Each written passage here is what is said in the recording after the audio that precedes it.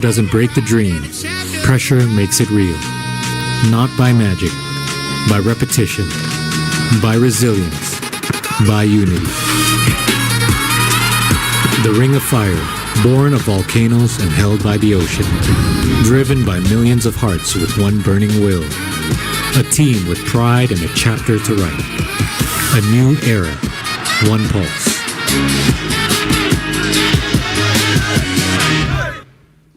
Ladies and gentlemen, without further ado, it is our honor to officially introduce the new head coach of the Indonesian national team. Please welcome John Herdman.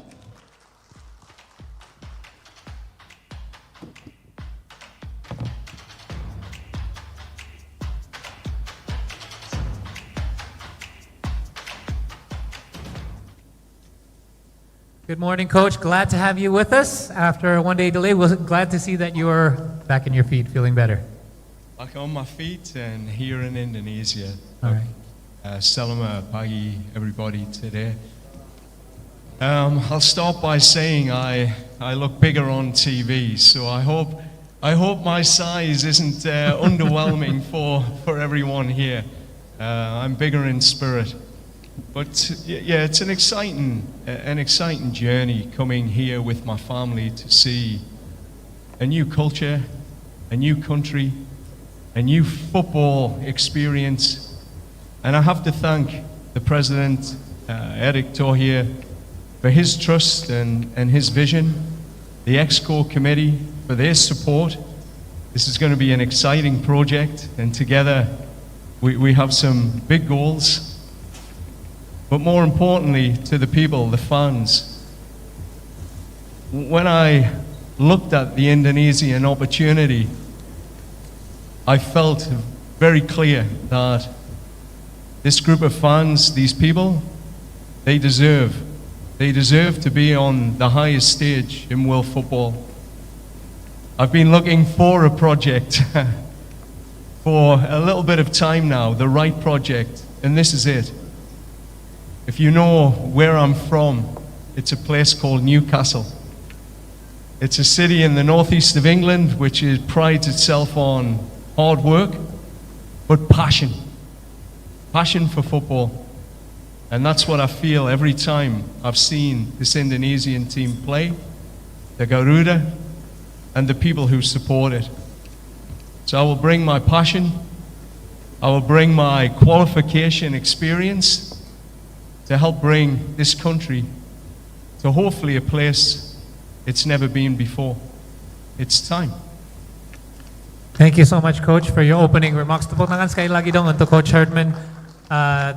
Beliau membuka dengan sebuah pernyataan, terutama jangan kaget sama poster tubuh yang mungkin kelihatan lebih besar kalau lihat di TV atau sosial media, tapi mengukur dia dari jiwanya yang dia anggap itu sangat besar. Terutama dia sangat semangat untuk bisa datang ke Indonesia bersama keluarganya. Dia sangat semangat untuk bisa datang ke Indonesia bersama keluarganya juga.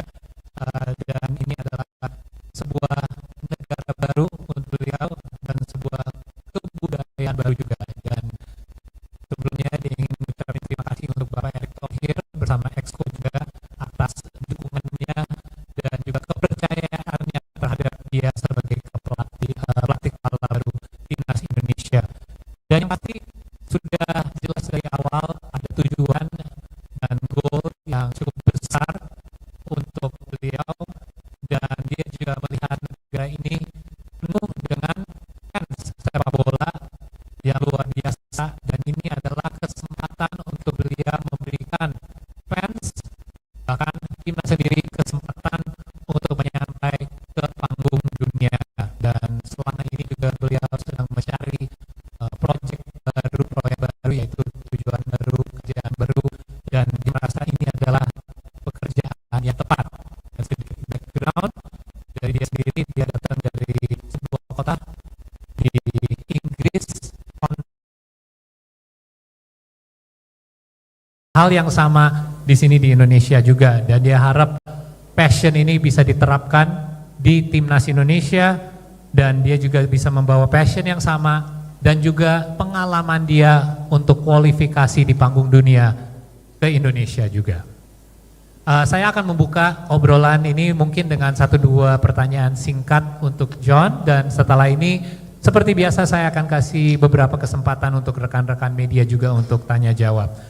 John, thank you for your opening remarks, and again, welcome to Indonesia. So I'd first like to start off by, you mentioned obviously Concept, a place that is known for passion, but not only as a place where you originated, but your experience have brought you to various parts around the world, New Zealand, obviously Canada.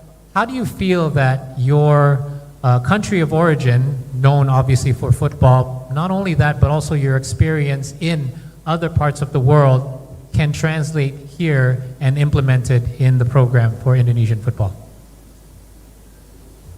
Yeah, I think firstly, the experience of adapting to different cultures, football cultures, social cultures, it's part of the experience of living, understanding, breathing the culture. So I've traveled with my wife, my daughter, my son. Dr. Milan have traveled with me to different countries to experience football, but the people. And I think this is a major part of the experience here in Indonesia, to breathe with the fans, to understand what it really means to the people. And I think that's a starting point. You have to feel the fabric of the country. And on feeling it, you understand it. And from understanding it, you can now build the football culture internally, in the locker room. You know what to fight for. You know when to fight. You know how to bring the passion of the fans and connect it to the dressing room, to the players. I think that's been a huge part of moving from New Zealand, understanding Maori culture, understanding the gritty Canadian culture, and now coming to Indonesia and understand what the Garuda Membra really is. I think that's going to be a huge part of what it will take to qualify this team for the World Cup in 2030. Being ready to really feel what the fans need, and then connect everything together. Thank you, Coach. Saya terutama menanya karena bukan hanya negeri berasal dia, yaitu Inggris dari Konsep yang terkenal untuk sepak bola, tapi pengalaman dia sudah membawa dia ke New Zealand dan Kanada untuk melatih, dan apa yang bisa diterapkan untuk role dia sebagai pelatih kepala di Indonesia, dan terutama dia ingin lebih mengenali kebudayaan kita, bukan hanya dari sisi sepak bola, sosial juga.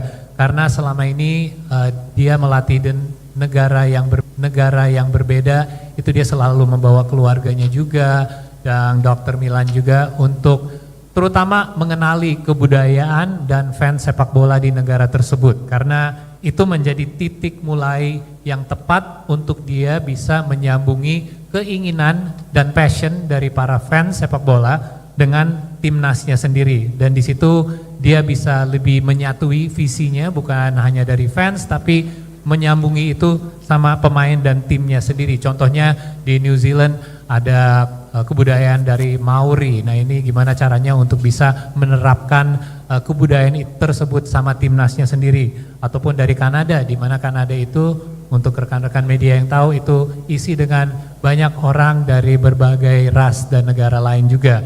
Jadi terutama itu menjadi kunci untuk bisa menyampai tujuan lebih besar lagi, yaitu kualifikasi Piala Dunia 2030. Thank you for your answer, Coach. So again, we talk about different cultures. I'd like to go off that a little bit because as you know, Indonesian national team is now filled with a mix of diaspora players along with local players that have come up through our system as well. This requires a bit of a balancing act. What's your vision and your plan to be able to combine the two together to create basically one united squad? I mean, I don't see passports. I see people. I see opportunity. I think that's the most important thing. in a culture is to accept that our diversity will be our biggest strength. And if we choose it to be a weakness, it will be a weakness. But that won't be the choice this group of men will make during this journey. In my time in Canada, we lived in a melting pot of diverse populations, immigrants who came to that country, and with it, in one locker room, Jamaican, South American, European, Serbian, Scottish, English. The most important thing was the clarity of our vision, and the clarity of the vision never faltered. We were collectively responsible to take this jersey, and no different here in Indonesia. We are a privileged group of people that get to wear the Indonesian jersey, to wear that flag. And with that, we have a very short period of time to do something with it. We committed to history, to make history. We committed to leaving legacy for the next generation to believe that we are a football country. And when that clarity is so clear, you create an intent, an intensity that passports do not matter. It's about the brotherhood, the people, and our commitment to a collective vision, which is shared by, speaking to the EXCO and President Tohir, it's shared by the people here in Indonesia. This is what this country wants. It wants to become a global football country. It wants to be seen and respected on the world stage. And the only way you gain that respect is qualifying for a World Cup and winning on the world stage. Every man in that locker room will want that. And it'll be my job to ensure that regardless of your passport, regardless of your heritage, we are here for one reason. Thank you, Coach. Saya nanya terutama mengenai Timnas Indonesia yang berisi dengan bukan hanya pemain diaspora, tapi juga pemain-pemain lokal yang besarnya dari liga di Indonesia juga, dan gimana caranya untuk bisa menyatui para pemain menjadi satu unit. Dan beliau menyatakan bahwa dia tidak pernah melihat pemain dari paspor yang mereka miliki, tapi justru gimana caranya untuk bisa menyatui mereka menjadi satu, karena justru perbedaan antara semua pemain itu bisa jadi kekuatan, bukan jadi sebuah kelemahan. Dia menggunakan contoh dari Timnas Kanada, di mana kalau untuk teman-teman yang tahu, Kanada ini justru banyak sekali imigran yang datang dari negara lain, mungkin dari orang tuanya juga, dan Timnas Kanada itu berisi dari berbagai bangsa, dari Jamaika, Amerika Selatan, Eropa, Serbia, Skotlandia, dan Inggris juga. Dan mereka berhasil untuk bisa menyatuin semua kebudayaan itu menjadi satu dan menjadi satu kekuatan juga. Dan ini caranya untuk bisa membuat sebuah komitmen bersama juga untuk membuat sejarah baru dan meninggalkan legasi. Kenapa ini penting? Karena legasi ini yang membuat generasi berikutnya bisa meneruskan Indonesia sebagai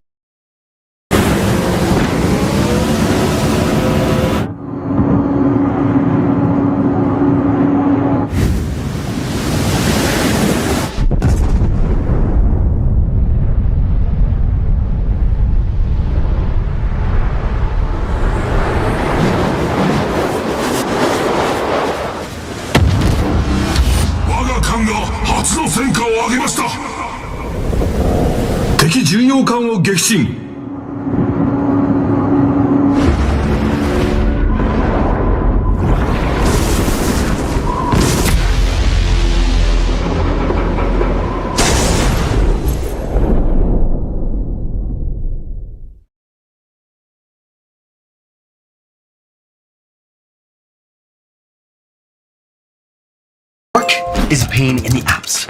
My files are in this app, my chat's in this app, projects in that app. Wow. 2-year campaign which, came close, but it fell short. And you have to understand what that gap was. And that's speaking to the captain, creating a leadership group to fully understand what they experienced how they suffered in moments, how they collectively recovered from the successes and failures of that campaign. And then internally to look at the standards, the high performance systems and structures that underpin the team. These are critical steps. So it's a period of listening, understanding, ensuring that everyone that I need to listen to is heard, and then taking action, taking those steps, being very clear on what will take us to results quickly. And this is an important step. We have an excellent opportunity in March to take our first step together.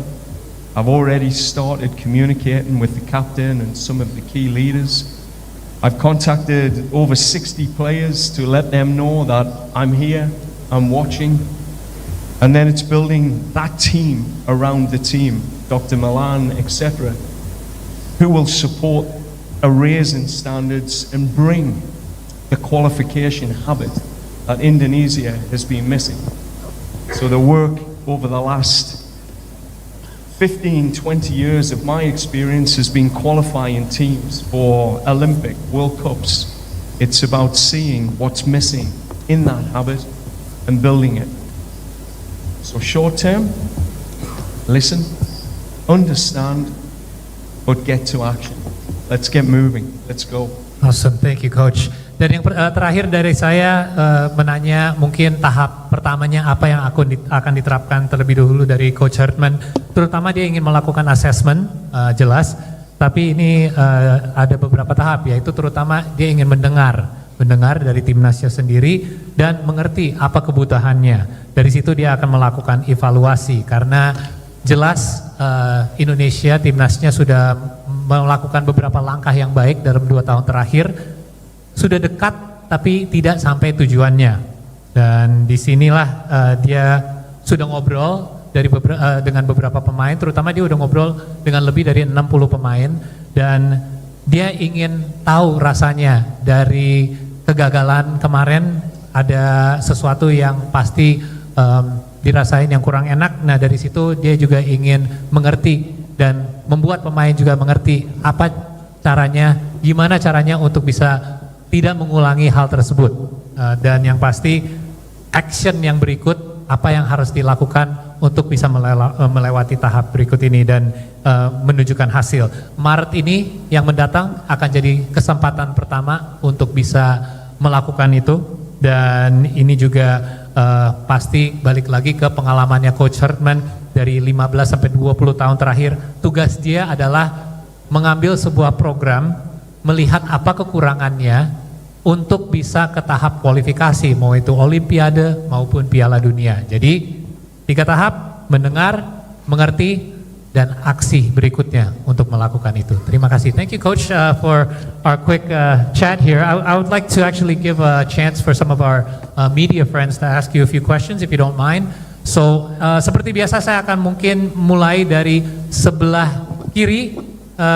Kalau ada yang ingin menanya, boleh langsung angkat tangannya. Maaf ya ada sedikit spotlight di sini. Mungkin dari teman-teman kita bisa bantu pilih salah satu. Maaf ya nggak kelihatan ke sisi kirinya, ada lighting soalnya. Boleh dipilih salah satu? Terima kasih. Boleh disebutkan dulu perkenalan dan langsung aja sama coach atau saya. Halo, saya Rizky dari olahbola.com. Hi Coach, welcome to Indonesia. It's a pleasure to have you here. My question is, there were reports that you turned down offers from Honduras and Jamaica, 2 teams ranked higher and one of them still in contention for the World Cup, and in the end, you choose Indonesia. What were the main reason behind your decision to join this national team instead of them? Thank you. Thank you for your question. Okay, go ahead Coach. What was your main reason for accepting this new role? I think my career to date has been about building, working with a federation that has the passion, the vision to take a country to a place it's never been before. That was clear from everything I've read, heard from the people here, that this country is ready. It has no more excuses. We have the players, we have the ability, we have a professional league. It's now the time, the qualification habit. I've worked in CONCACAF, I've had experience there, but I honestly believe with a population of 280 million, 80-90% of people are football mad. They love their football. This is the place to be. And I want to be here when this country takes that step. I was there in Canada when we took our step. For the women and the men, I want to be here. This is one of the most exciting opportunities in world football. It's not about ranking. It's not about these teams had better players or you could do this at this World Cup. There is a big opportunity here in Indonesia to go somewhere no group of men or fans have been before, and that's to a FIFA World Cup. That's the mission. This is day 1 of my husband doing Tai Chi workouts. This is day 21 of my husband doing Tai Chi workouts. Make it a habit. 7 minutes of Tai Chi every morning, all the way for 1 month. In 1 week, you'll feel better. In 2 weeks, you look better. In 1 month, your wife won't believe your results. Here's a Tai Chi workout plan, made for men over 50. These beginner-friendly exercises take just 7 minutes a day. Tai Chi is the best medicine for men over 50, and it's a key to long-lasting health and vitality. It's more than a workout. It's a game changer for your life and longevity. Just open the app and follow along. Memiliki pemain, kita memiliki abilitasnya, dan kita juga memiliki liga yang baik, di mana kita hanya butuh 1 tahap lagi untuk mencapai tujuannya. Dia sudah pernah kerja sama CONCACAF juga, tapi ini menurut dia kesempatan yang lebih besar. Kita memiliki fan base paling besar di dunia, yaitu 280 juta lebih fans sepak bola, dan dia juga punya pengalaman di Kanada, bukan hanya di sisi putra, tapi di putri juga. Dua-duanya mengalami kesuksesan untuk bisa membangun program sepak bolanya. Ini bukan mengenai ranking dunia, ini bukan mengenai pemain atau timnya sendiri, tapi kesempatan. Jadi dia ingin membawa negara ini dan para fansnya untuk mengalami sesuatu yang tidak pernah dialami dalam sejarah Indonesia, yaitu kualifikasi untuk Piala Dunia. Terima kasih atas pertanyaannya, Mbak. Next dari tengah boleh? Boleh dari, ya silakan langsung. Baik, welcome to Indonesia, Coach John. My name is Aya from iNews TV. As you mentioned earlier, that Indonesia has one of the biggest football fans, and we are all very passionate about football, obviously, and they all want the best for our national team, of course. My question is, with the dynamic that happened recently to our national team, are you mentally ready to get pressure from lots of fans, especially if there will be a negative results in the future? Thank you. Thank you for the question. So, yeah, there is pressure, obviously, considering what you mentioned earlier. We were close, but we did not succeed. So, are you prepared to face this pressure, especially from fans who do have high expectations? Yeah, I mean, that pressure is a privilege. You come to an organization, you lead a team, you carry the weight of a nation, and that weight can be a curse or it can be a gift. We'll definitely alchemize that into the gift for all of us. It will be a big opportunity that I will continue to share with the players, because I've lived the moment when a country stops and you qualify for the first time. I've lived that moment, so I understand it. So I can tell my players this pressure is a gift. We will listen to the fans, we will use their energy, and I would say to the fans, qualifying for a World Cup does not happen overnight. It took Canada 36 years to get there. For Indonesia, they took a big step, a huge step, recently. And we have to take the next step, and we will. So the commitment, the pressure is what will make us, what will be driving us to ensure that we deliver that moment for this country. That's why I came here. That opportunity is why I get out of bed every day. Thank you, Coach. Terima kasih atas pertanyaannya mengenai tekanan yang akan dihadapi oleh Coach Hartman ke depannya, karena ekspektasi fans mungkin udah cukup tinggi ya untuk timnas sepak bola, tapi beliau melihat tekanan ini sebagai sebuah privilege ya, di mana dia tidak melihat itu sebagai beban tapi ataupun kutukan, tapi justru sebuah berkah. Karena ini adalah kesempatan untuk dia mengambil tekanan ini dan bisa dibagi antara pemain juga. Karena ini yang bisa membuat mereka bisa termotivasi. Ingat ya, dia pernah mengalami ini juga, di mana ada sebuah negara yang selama 36 tahun belum kualifikasi untuk Piala Dunia, yaitu Kanada, dan itu tidak terjadi dengan satu malam saja. Ini adalah sebuah proses panjang yang terjadi, dan Indonesia sudah membuat langkah jauh sampai ke tahun lalu, hanya membutuh satu langkah lagi untuk sampai ke tahap berikutnya. Dan ini adalah sebuah komitmen yang harus diambil oleh beliau dan juga pemain-pemain timnas dan federasi untuk membuat dorongan untuk mereka bisa sampai tujuan itu. Terima kasih Mbak atas pertanyaannya. Saya ingin geser ke sebelah kanan, boleh Mas yang angkat tangan duluan? Silakan langsung perkenalkan diri dulu, boleh langsung. Saya bertanya dalam bahasa Indonesia. Oh, boleh. Saya Adi dari bola.com. Coach, saya punya dua pertanyaan. Pertama, sebelum kualifikasi Piala Dunia 2030, Indonesia akan menghadapi dua turnamen besar terlebih dahulu, Piala AFF 2026, kemudian Piala Asia 2027. Kalau saya tidak salah, Coach ditargetkan untuk membawa timnas ke 8 besar Piala Asia 2027 dan mungkin juga juara di Piala AFF. Bagaimana Coach memaknai dua turnamen tersebut, terutama Piala AFF yang kita tahu skalanya adalah skala regional. Kemudian yang kedua, Coach juga akan melatih timnas U23. Nantinya dalam periode FIFA Matchday September-Oktober itu juga ada Asian Games 2026 di Jepang, dan timnas senior, timnas U23 akan main, kemudian slot FIFA Matchday juga mungkin akan dimainkan oleh timnas senior. Bagaimana Coach membagi waktu sebagai pelatih timnas senior dan U23, terutama ketika Asian Games nanti? Terima kasih. Terima kasih Mas Adi atas pertanyaannya.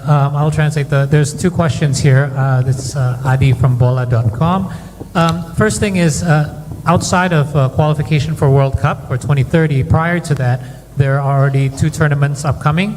First, the AFF 2026 and the Piala Asia 2027. These are two tournaments that are obviously quite big in the region as well. So the first question is, how do you plan on preparing for those two upcoming tournaments prior to World Cup qualification? And the second part of the question is in regards to the under-23s that will likely be headed for the Asian Games this coming September.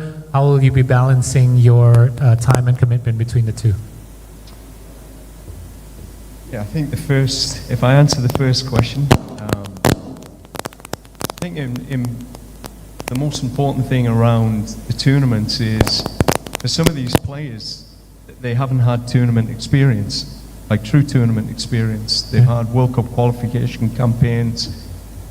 So for some of the new diaspora players, the naturalized players, they will need to experience a tournament format.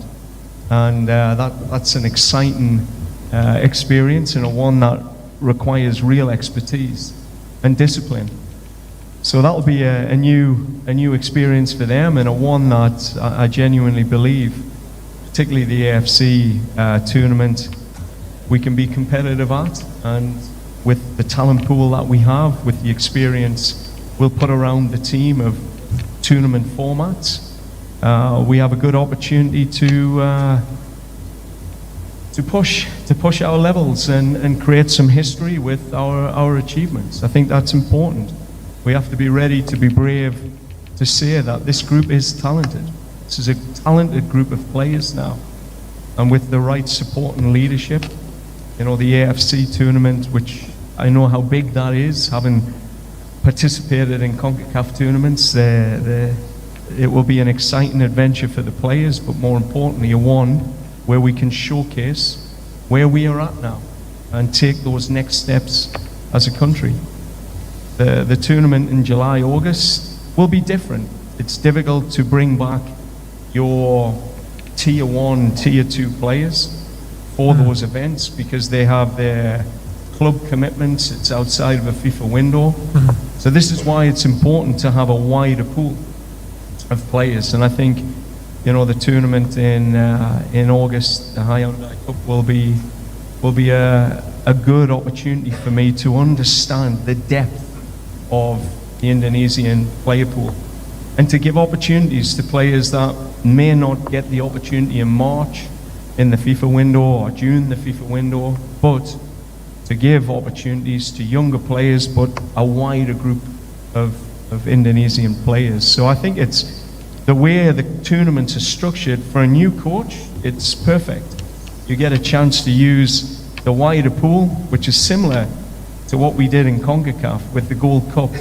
We never had access to Alphonso Davies or Jonathan David for those tournaments. You had to use local players and use your wider pool. And you learn, you get to see players in that situation.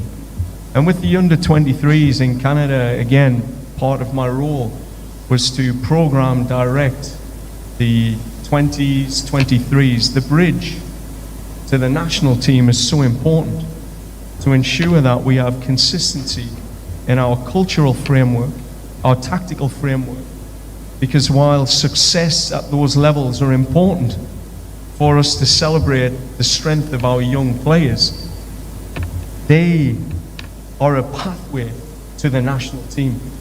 And we have to find ways to accelerate their ability to arrive in the national team ready.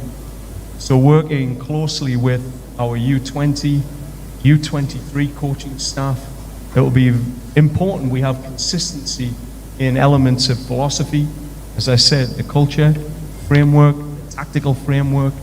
And while there'll be differences, because every coach has their philosophy, Of course.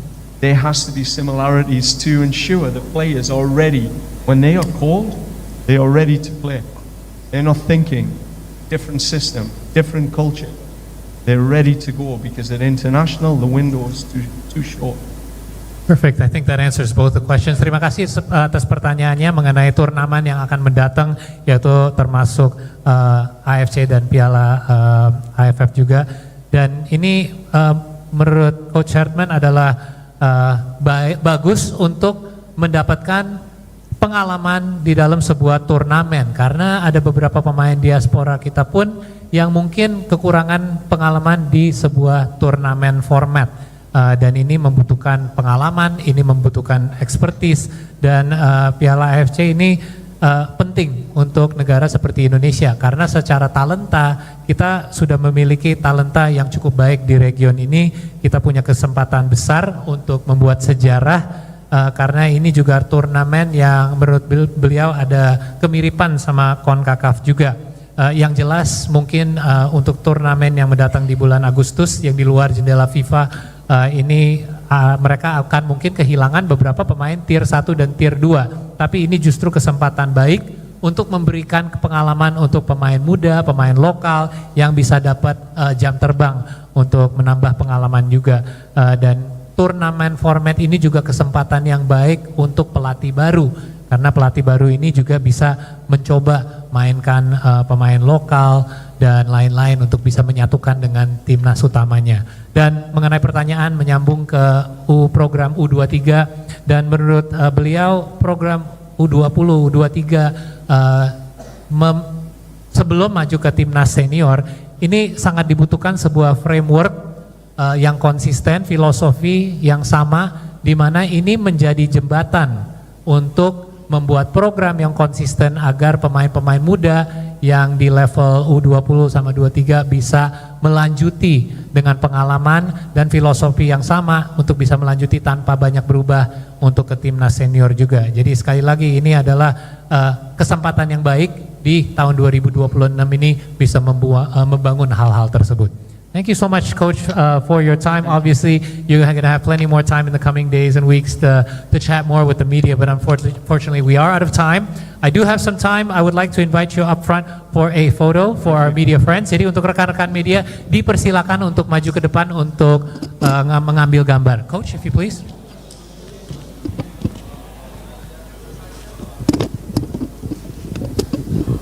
Maybe on the top of the stage here, right in the center. If we could have you right here, just in front of the table. Dan untuk rekan-rekan media boleh mengambil posisi untuk sesi foto bersama. We'll start with a photo straight up center front in 3, 2, and 1. Maybe to the left.